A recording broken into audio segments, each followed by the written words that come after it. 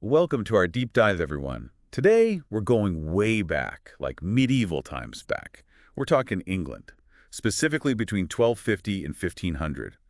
Now, get this period, England's practically always at war. So we're going to get into like how these medieval armies worked, the impact all this fighting had on everyday people, like what was it like to live back then?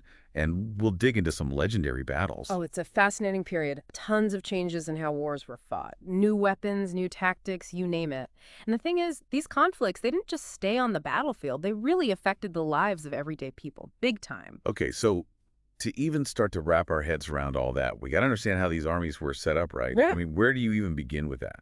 Well, you got to start with the feudal system. Think of it like, kind of like a giant pyramid scheme, but instead of money, it's all about land. Okay, I'm listening. Pyramid scheme with land. Go on. Right. So at the very top, you have the king. He's the one with all the land. He doles it out to these powerful lords in exchange for, their loyalty and military service. And this whole system, it's what determined how the armies were structured, created this strict hierarchy on and off the battlefield. So it's like the king's at the top, then these lords, and they each command their own chunk of the army. Exactly. Now, below the lords, you've got the knights. These guys were the heavily armored warriors, almost like you could think of them as medieval tanks. Medieval tanks. I love it. Yeah.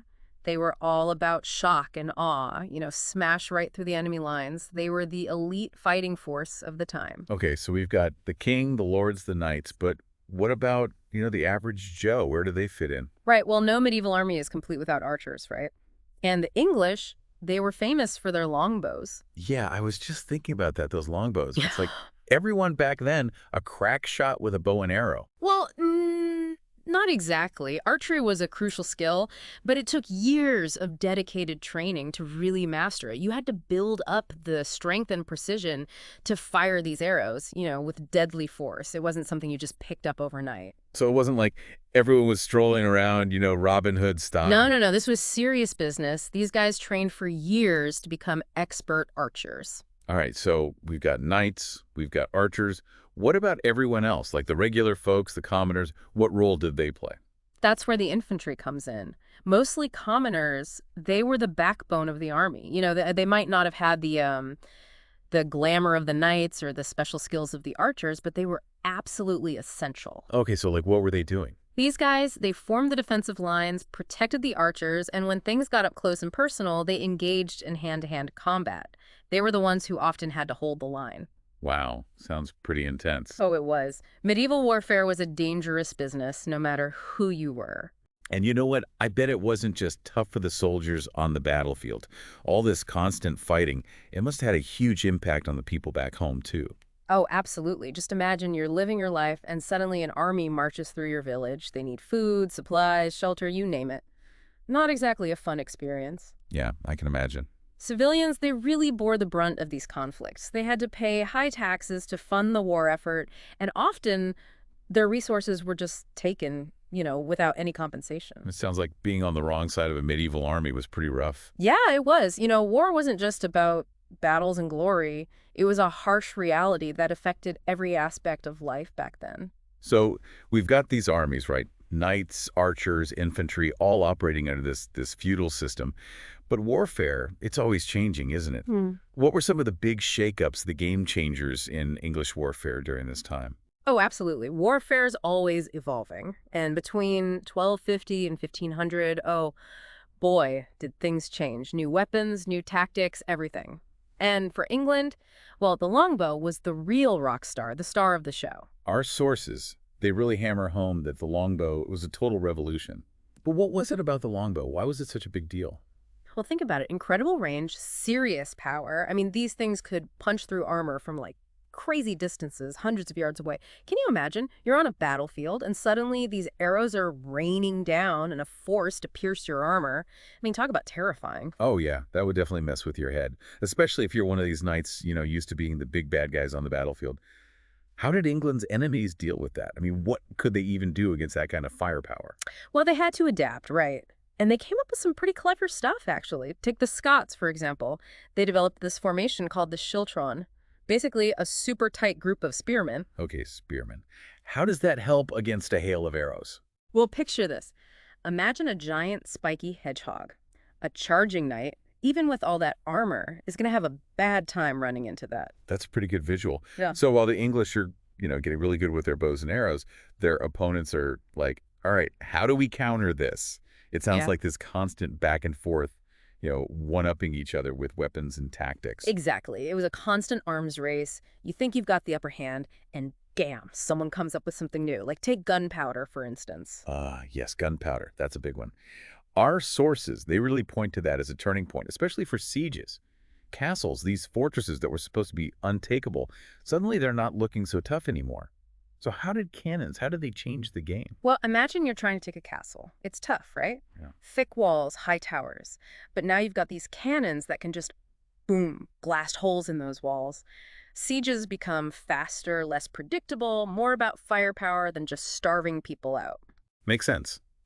So we've got the longbow, we've got the schiltron, we've got gunpowder coming into the picture. Hmm. It feels like we're moving away from, that classic image of knights in shining armor duking it out. That's a sharp observation. Warfare was changing, becoming more complex, more reliant on technology and strategy.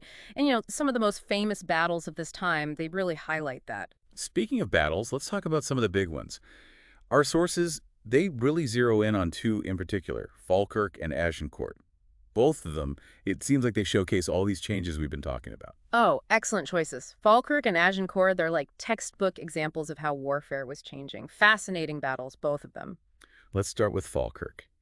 It seems like this was the longbow's big coming out party, where it really showed its power. Oh, absolutely. Falkirk, 1298, Edward I and the English. They went up against William Wallace and the Scots.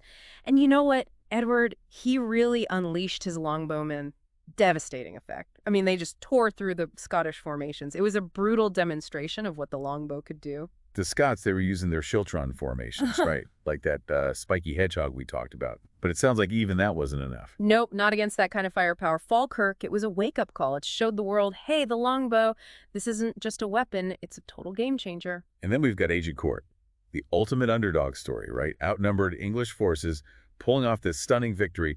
What happened there? How did they do it? Agincourt, 1415. The English, led by Henry V, they were totally outnumbered. But they were smart. They used the terrain to their advantage, and of course they had those longbows.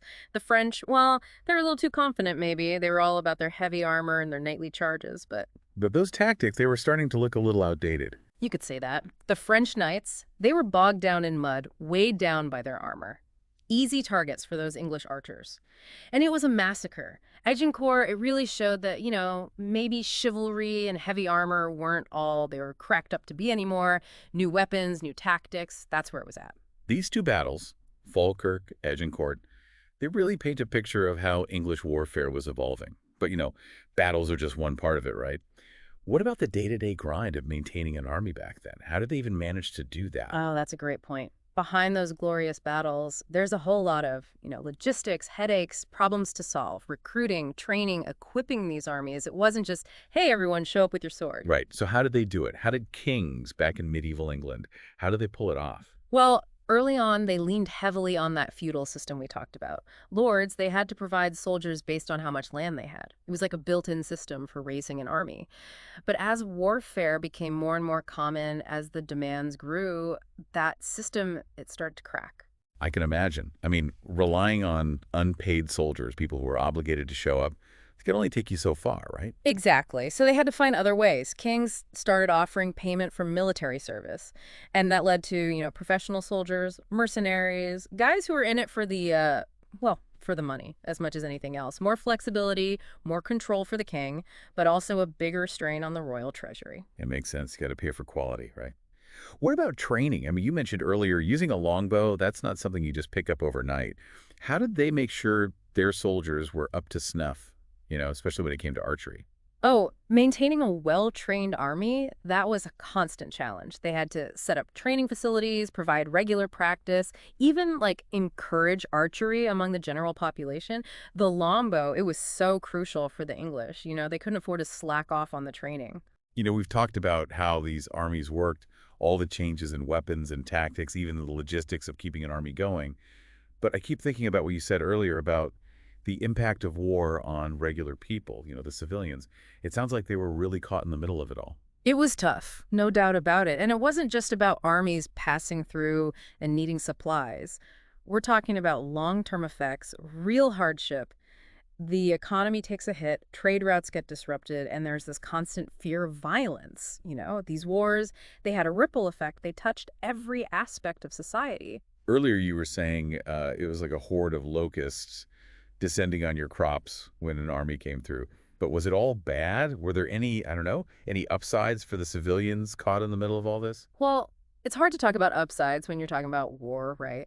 But there were a few, I guess you could say, silver linings, maybe. For some people, joining the army, it was a way out of poverty. Okay, that makes sense. Military pay, sure, it was risky, but it could be more reliable than, say, agricultural work, especially when things were unstable.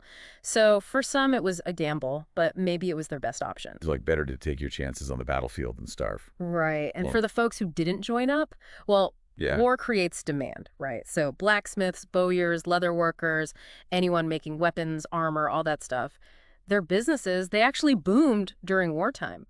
So even though conflict brought hardship, it also created opportunities for certain people. So it's like this weird mix of, destruction and opportunity. It's kind of mind-blowing to think about, honestly. Yeah. We've covered a lot in this deep dive, the evolution of armies, the impact on society, those incredible battles, Falkirk, Agincourt.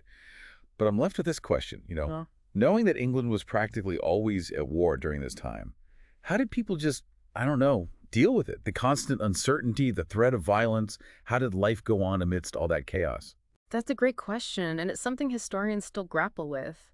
I think it really speaks to the resilience of people, our ability to adapt, to find ways to keep going, even when things are really tough. And I think community played a big role, faith, and just those everyday routines, those little things that give you a sense of normalcy, even in the midst of all the turmoil. That makes sense. It's like holding on to those little bits of hope, Yeah. those moments of normalcy. That's what gets you through. Exactly. Well, this has been an incredible journey exploring English warfare between 1250 and 1500. I mean, we've gone from the structure of armies to the impact on everyday life, these epic battles. It really makes you think about the human side of history, Yeah.